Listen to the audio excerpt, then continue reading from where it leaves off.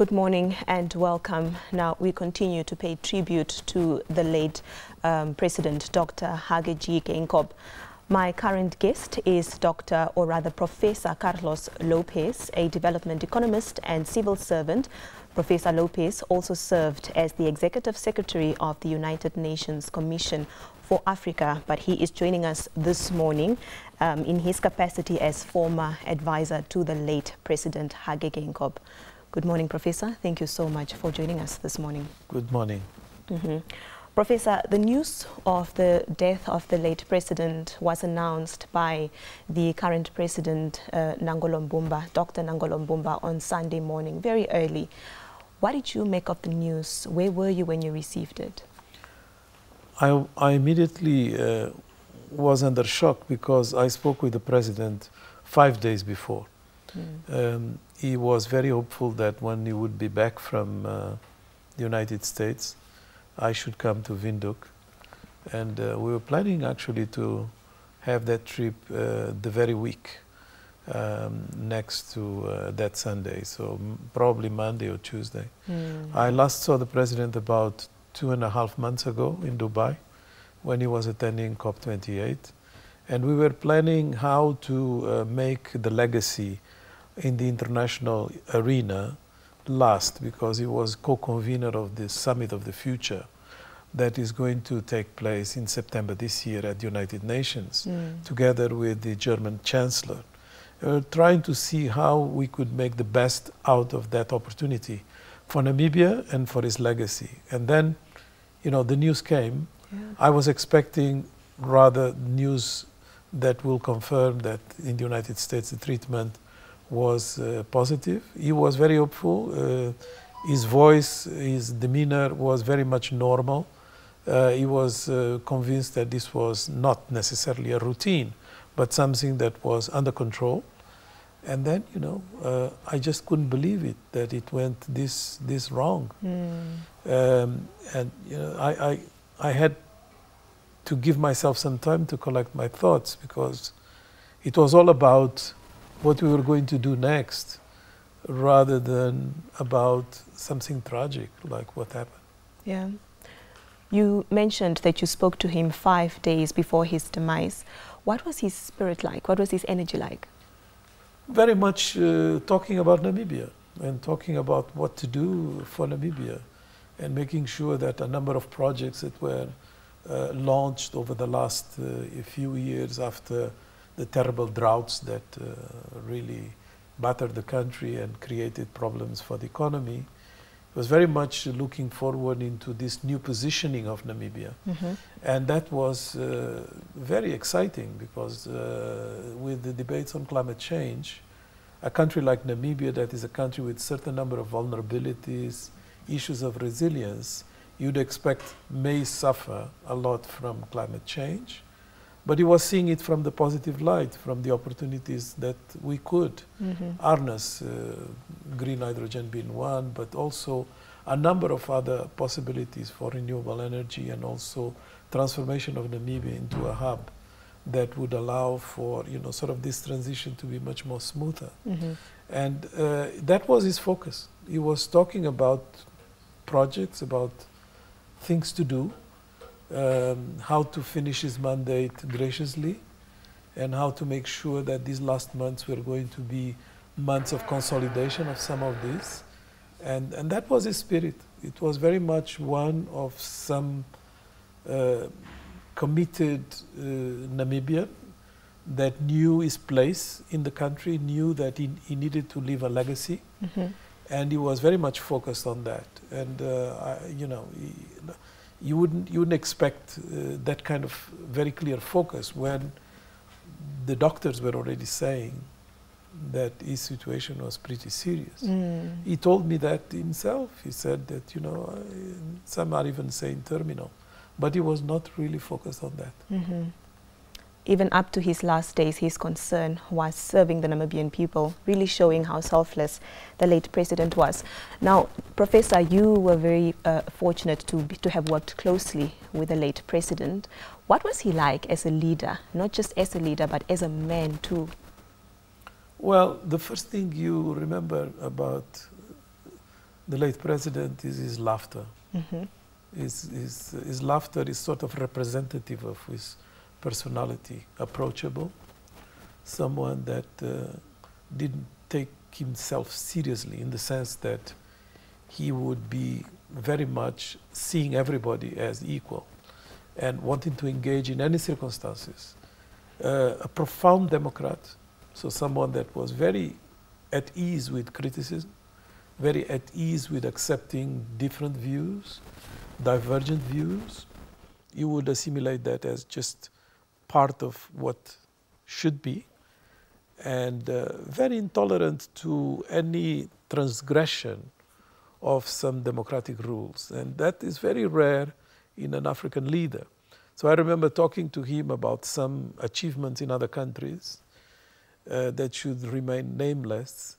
And then he will say, but that's very good. It's excellent that they have done this and that, but they are not that democratic.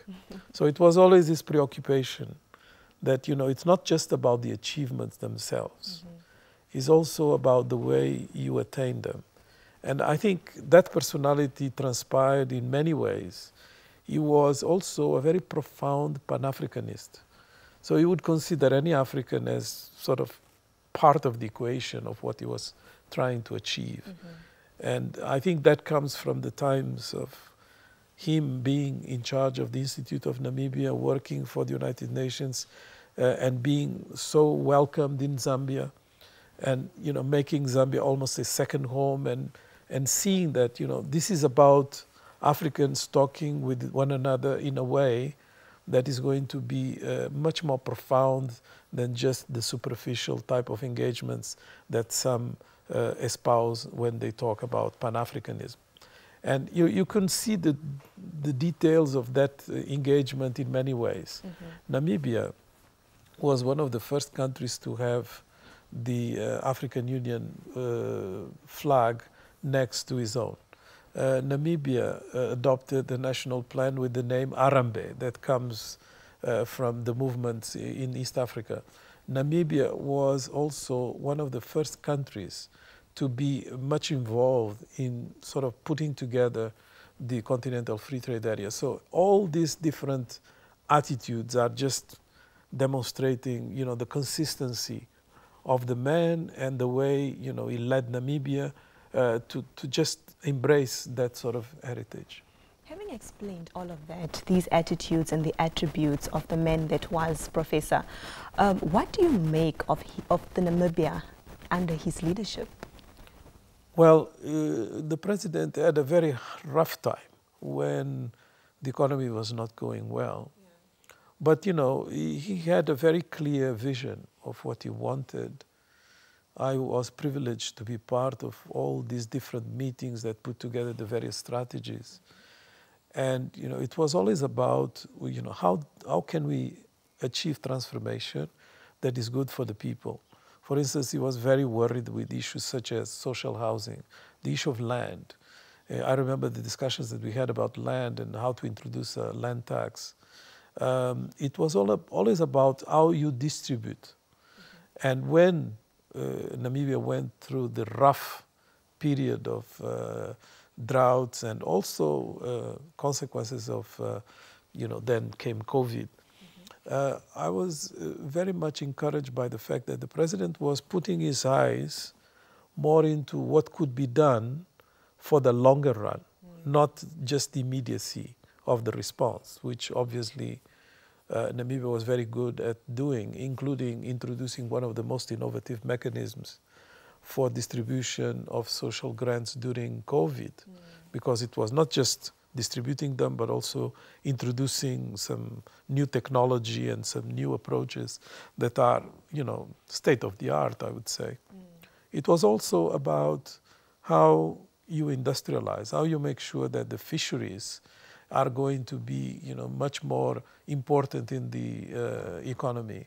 How do you make sure that some of the characteristics that Namibia had in terms of its agriculture, mostly how you make sure that, you know, for instance, you use husbandry as a mechanism to increase income. So it was always very, very productive way of deviating the attention to what matters, making sure that people were going to benefit.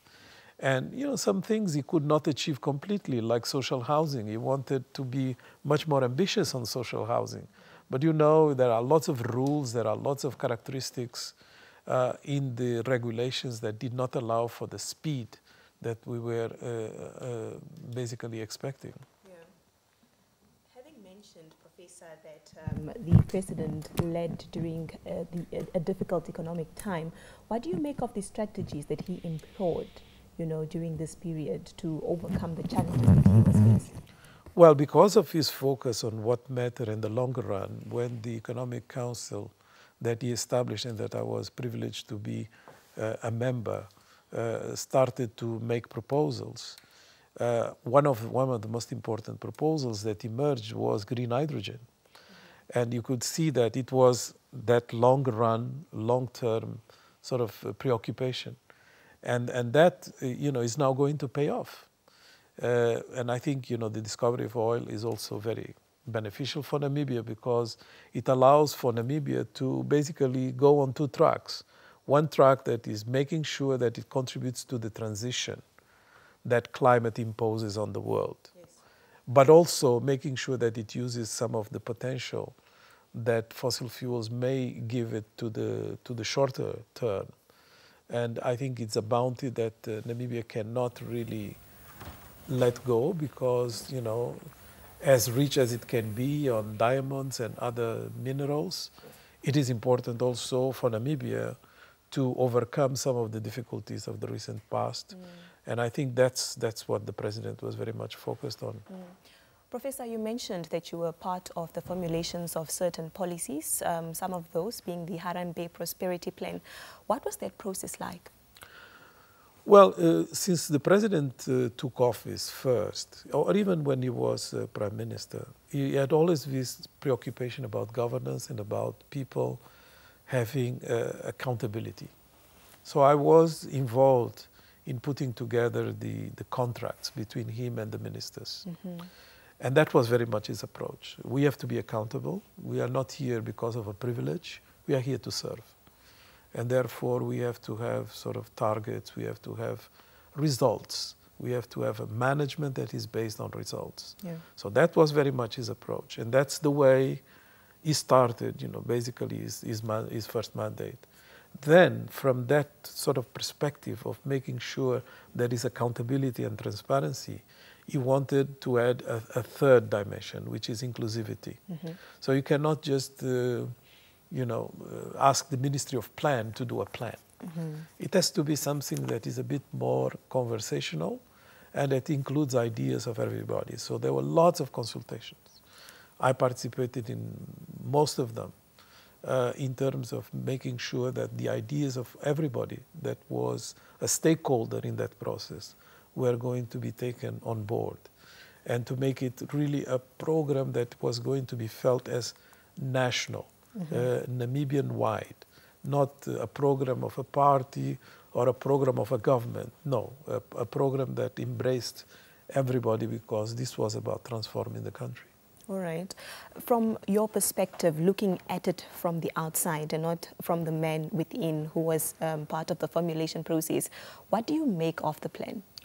The plan was ambitious, as it should be, and it takes into account three dimensions that normally plans don't take and should take. One is the demographic dimension. You cannot look into transforming a country with the characteristics of population that we have, but rather with the characteristics of the population that we are going to have. And that means, in the case of Namibia, that the population is going to get younger, and you are going to have to deal with the youthness of the population. That was very central to him. The second dimension that is very important, climate. So we already mentioned that this was very central in the discussions. And the third dimension was, how do we make sure that the structural transformation of the economy is going to take us out of the commodity dependence. And that basically means beneficiation. That means, in the case of Namibia, industrialize certain processes and making sure that the commodities that are going to be exported are going to be the subject of more value. And you remember the president saying recently that, Namibia should not export anything that is not transformed. Its minerals should be transformed as well. So that is very much the spirit of Harambee, and that's the spirit of that plan.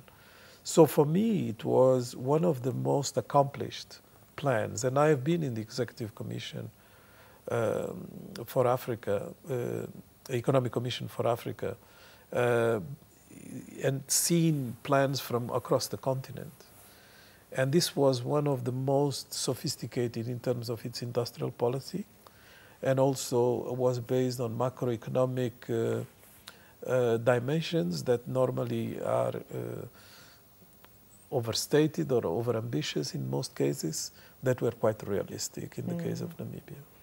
One of the aspects that stood out also, or that one can highlight from President Geingob's reign, is the social safety nets and how he addressed those. We saw him increase them. These are some of the grants and the pension fund. There was a proposal just before he died also to increase the pension fund to around 2,000 to 3,000. As a development economist, of course, looking at these proposals from the president, some of them were received with so much opinion from the public, including economists and analysts. But from an from a development economist, Professor, what do you make of the president's decision and how he handled the social safety nets? Normally, you have two schools in the development economics. One that feels that, first you should give all the opportunities for the productive sector to create the wealth, and then, not start distributing it before you create that wealth. And so that's basically the school that would criticize a measure like increasing social funds. Then there is another that says, in fact, you need to create a market, you need to create a consumption market. And you cannot create a consumption market with just, people that are, above the water, that cannot have disposable income. So you have to increase the social safety nets to increase the consumption, because that is going to create the market. And by creating the market, then you have the opportunity to actually develop your productive sector, because you are responding to demand. So there are always this tension between these two schools of thought, and the president obviously adopted the later, and I think he was right. I think if you are concerned about people, you don't feel that it's about the possibility of the rich cascading to the poor, but rather you have to create the opportunities early on for everybody to be part of the consumption market. Now, part of the president's legacy is that he was spearheading the creation of emerging industries, including the green energy and the oil and gas. What do you make of that? Well, that's really the best bet that Namibia has made since independence, and I think it's going to be successful. We could see that the attention to Namibia since the announcements on green hydrogen have just gone up quite significantly. The president has been invited everywhere, because obviously this was a recognition that Namibia was a bit ahead of the game. It's something that everybody's embracing, but Namibia is a bit ahead in Africa. And I think because this longer run sort of perspective gave the president this prioritization early on. And I was very pleased to be involved with that as well, because I remember the first discussions about green hydrogen. It was sort of abstract and a bit bizarre. So how do you do that? I kept insisting also that, President, that according to the scientists, the countries with the best option for green hydrogen are the ones that are in the sea, but also have a desert. So it's a bit paradoxical, but that's the best location for green hydrogen production. because you can have the renewable energy and then, you know, you have the access and you don't have the, you know, the problems of surfacing and so on. So, and they said, you know, that's Namibia. It's like, you know, the picture of Namibia. And yeah, he was very excited with it. Though the president is gone physically, surely he still remains with us with the work that he has left behind. As Namibians and perhaps just the world at large, how can we keep his legacy and his dreams alive? And what would your message to the Namibian people be? I would say the number one preoccupation of the president was to respect constitutional democracy and good governance. That was really his mantra. And if Namibians respect that, I think they are making a tribute to the president. The second is that the president is very much trying to take out of the structures of power the dimensions that make them quite far from the reality. So he was trying to introduce the inclusivity also in the demeanor, in the way you engage with people. You could see that he was going anywhere, you know. Yes. He would go to a restaurant that everybody will go. You will attend the match that everybody wants to see the Namibians perform. And so he was very much down to earth. He also held town hall meetings. Town hall meetings, all types of consultations. He will go on these visits and he will just be pleased to walk around and talk to people. So I think that is a legacy. And that is something that if it is sustained, and I'm very hopeful it will be, it's also a tribute to the president. Your message to the Namibians? My message to the Namibians is that, you know, you have lost a great man, but we have lost also a great man. So it's a loss for Africa, it's a loss for the world, way beyond what Namibians may figure. And I think because of that, we need to just collect ourselves and on the basis of all these contributions, make sure that we respect that legacy. Thank you so much for making time, Professor. Thank you. It was a pleasure. Well, I was in conversation with Professor Carlos Lopes, who is a development economist, a civil servant, and he was here in his capacity as former advisor to the late President Hage Geingob. Now here on the NBC, we continue to mourn the death of the President Hage Geingob and celebrate his life and share his memories through conversations of this kind. Ricardo will be taking over from me, from myself, Ilago Shitatala. It's goodbye. Stay tuned to NBC for more conversations.